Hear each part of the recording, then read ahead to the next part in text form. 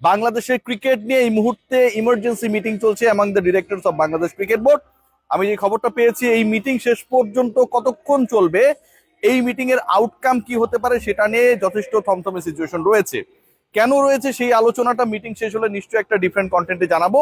তবে Bangladesh cricket board, cricketer, cricket সমর্থক, সাংবাদিক সবার জন্য একটা বড় নিউজ।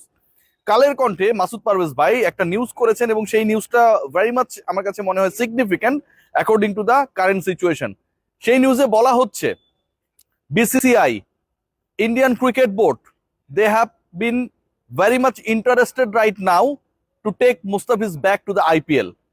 আইপিএল এ মুস্তাফিজুর রহমানকে নেয়ার জন্য, ফিরিয়ে নেয়ার জন্য ভারতীয় ক্রিকেট বোর্ড বাংলাদেশ ক্রিকেট বোর্ডের সাথে যোগাযোগ করেছে, নাম্বার ওয়ান।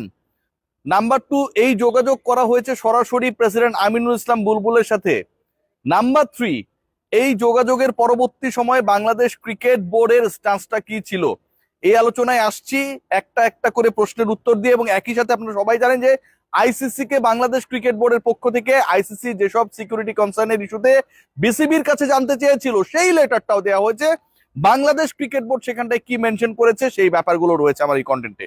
প্রথম পয়েন্ট যেটা, বিসিসিআই বাংলাদেশ ক্রিকেট বোর্ডের কাছে সরাসরি যোগাযোগ করেছে and that was like a phone call Aminul Islam বুলবুলের কাছে। এবং এই যোগাযোগটা হয়েছে, এই ঘটনা প্রবাহ প্রথম যেদিন ঘটলো, অর্থাৎ সকাল সকাল আমরা যেদিন খবরটা পেলাম যে মুস্তাফিজুর রহমানকে আইপিএল এ খেলানো হবে না, তাকে বাদ দেওয়ার জন্য কলকাতা নাইট রাইডার্সকে নির্দেশ দেওয়া হয়েছে, কিছুক্ষণের মধ্যে, কয়েক মিনিটের মধ্যে কলকাতা নাইট রাইডার্স এর সোশ্যাল পেজ থেকে মুস্তাফিজুর রহমানকে নিয়ে করা সকল পোস্ট মুছে ফেলতে দেখা গেছে। সেই দিন রাতেই কিন্তু আমরা দেখেছিলাম উপদেষ্টা আসিফ নজরুল তিনি স্ট্যান্স জানিয়েছেন। ঠিক তার পর দিন ভারতীয় ক্রিকেট বোর্ডের একজন উচ্চ পদস্থ কর্মকর্তা সরাসরি বাংলাদেশ ক্রিকেট বোর্ডের প্রেসিডেন্ট আমিনুল ইসলাম বুলবুলের সাথে যোগাযোগ করেন এবং সেই যোগাযোগের প্রস্তাবটা হচ্ছে একদম স্ট্রেইট যে মুস্তাফিজকে তারা আবার ফিরিয়ে নিতে চায়। যেভাবে বাদ পড়েছে ঠিক সেভাবে মুস্তাফিজুর রহমান ব্যাক করবে। ক্রিকেটাররা রিটায়ার্ড হলে আপনারা দেখেন যে চলে যায়, আবার সেবা শুশ্রূষা নেওয়ার পরে আবার ব্যাক করে আসে, আবার ব্যাটিং করে। ঠিক এরকম যেন একটা সিচুয়েশন ক্রিয়েট করার চেষ্টা ছিল ভারতীয় ক্রিকেট বোর্ডের পক্ষ থেকে। এবং সেই অফারটা গ্রহণ করার মাধ্যমে বাংলাদেশ ক্রিকেট বোর্ড এবং ভারতীয় ক্রিকেট বোর্ডের মধ্যে যে চলমান টেনশন সেটাকে আসলে রিমুভ করা যায় কিনা, that was the ultimate plan. Aminul Islam Bulbul যখন এই ব্যাপারে অবগত হলেন, ঠিক তার আগেই পুরো ব্যাপারটা গভর্নমেন্টের কোর্টে চলে যায়। সরকারের কাছে যখন এটা চলে যায় and government has decided not to play any World Cup matches in the soil of India, তখন বাংলাদেশ ক্রিকেট বোর্ড আলটিমেটলি একটা হেল্পলেস সিচুয়েশনে। সেই অফার কি এখনো রয়েছে? বাংলাদেশ ক্রিকেট বোর্ড যদি সেটাকে এভেল করে, বাংলাদেশ গভর্নমেন্ট যদি গ্রিন সিগন্যাল দেয়, মুস্তাফিজ যদি আবারও আইপিএল এ ফিরে যায়, কলকাতা নাইট রাইডার্স এর হয়ে খেলা শুরু করে, যেসব পোস্টকে ইরেজ করে ফেলা হয়েছে সেগুলোকে আবার নতুন করে রিজিউম করানো হয়, এবং তারপর কি বাংলাদেশ ক্রিকেট দল ভারতে গিয়ে খেলবে কিনা, এরকম সিচুয়েশন এই মুহূর্তে রয়েছে কিনা, দ্যাট ইজ দ্য কোয়েশ্চেন। উত্তরটা হচ্ছে নো। আমিনুল ইসলাম বুলবুল সরাসরি জানিয়ে দিয়েছেন আপনি গেটিং দ্যাট কল যে right now he has nothing to do, it's too late, অনেক দেরি হয়ে গেছে। এবং বাংলাদেশ ক্রিকেট বোর্ডের কাছে, বাংলাদেশ ক্রিকেট বোর্ডের কোর্টে right now they have nothing to do, it's totally dealing by the government. Mustafizur রহমানকে ফিরিয়ে নেয়ার যে প্রস্তাব দেওয়া হয়েছিল, ইন্ডিয়ান ক্রিকেট বোর্ড বাংলাদেশের রিয়াকশনের পরে কতটা প্রেসারে পড়লে এই কাজটা করতে বাধ্য হয়েছে, জাস্ট ইমাজিন। এবং এই অফারটা বিসিসিআই, যারা তাদের বোর্ডে এই আলোচনাটা করে নাই, যারা আইপিএল গভর্নিং কাউন্সিলকে না জানিয়ে মুস্তাফিজকে বাদ দেওয়ার সিদ্ধান্ত নিয়েছে, সেই মহাপরাক্রমশালী বিসিসিআই তারা রিথিঙ্ক করে বাংলাদেশ ক্রিকেট বোর্ডকে অফার করেছে তারা মুস্তাফিজকে ফিরিয়ে নিতে চায় আইপিএল এ, বিনিময়ে বাংলাদেশ যেন এখন ওয়ার্ল্ড কাপ খেলতে ইন্ডিয়া চলে যায়।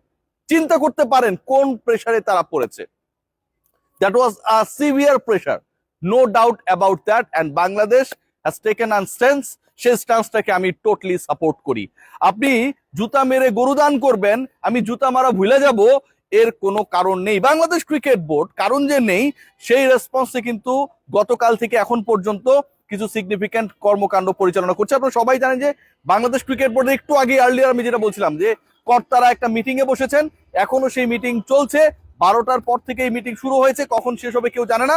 ক্রিকেট বোর্ডের ওয়ার্ল্ড কাপ স্ট্যান্স নিয়ে এই মিটিং এ আলোচনা হচ্ছে। তবে তার আগে আইসিসির কাছে Bangladesh cricket board has given the letter. In response Bangladesh cricket board যেটা বলেছে, কয়েকটা পার্টে বলেছে। প্রথমত, মুস্তাফিজকে বাদ দেওয়া মানে বাংলাদেশের ডিগনিটিকে প্রশ্নবিদ্ধ করা। এখন অনেকে মেলাতে পারেন যে ওয়ার্ল্ড কাপ এবং আইপিএল দুটো তো ডিফারেন্ট। ওয়ার্ল্ড কাপ হচ্ছে কার মাধ্যমে? ওয়ার্ল্ড কাপ হচ্ছে আইসিসির মাধ্যমে। আইপিএল এর আয়োজক Indian cricket board. So Indian cricket বোর্ডের কোন একটা ডিসিশনের কারণে আইসিসির আয়োজনে বাংলাদেশ খেলবে না কেন? অনেক ভারতীয়রা এই প্রশ্নগুলো তুলছে। ভাই সবচেয়ে বড় ব্যাপার যেটা, সেটা হচ্ছে দুটো আসরই তো ইন্ডিয়ায় অনুষ্ঠিতব্য।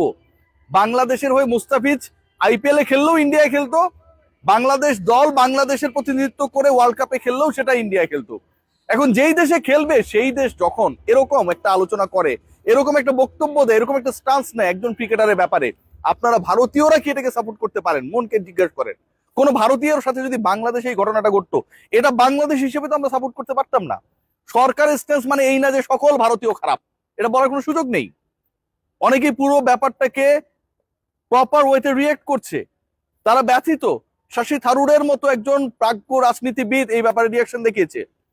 সকল ভারতীয়কে শত্রু বানানোর কোনো সুযোগ নেই, তাদের সবাইকে খারাপ বলার কোনো সুযোগ নেই। কিন্তু ভারতীয় ক্রিকেট বোর্ড যে কাজটা করেছে, সরকার যে কাজটা করেছে ভারতীয়, সেই ব্যাপারটা যে কোনোভাবেই লজিক্যাল না সেটা তো সত্য।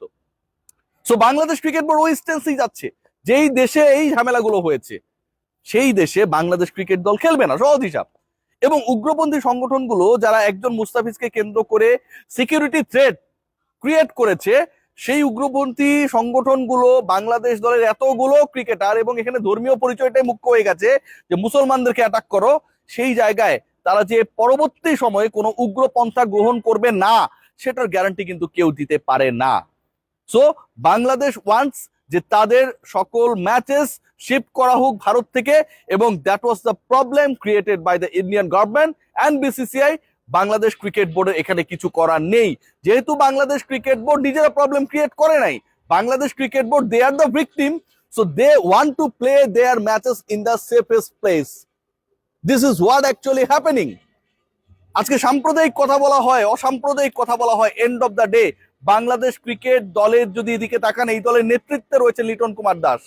মেজরিটি রিলিজিয়াস পার্সোনালিটি বাংলাদেশের কে? মুসলিমরা। কিন্তু লিটন কুমার দাসকে নিয়ে কোন মুসলমানের ধর্মীয় পরিচয়ের উপর ভিত্তি করে কখনো কোনো প্রশ্ন তোলা হয়েছে? Liton Kumar Das is our captain, he is the finest cricketer, he is our brand. So this is what the thinking of us.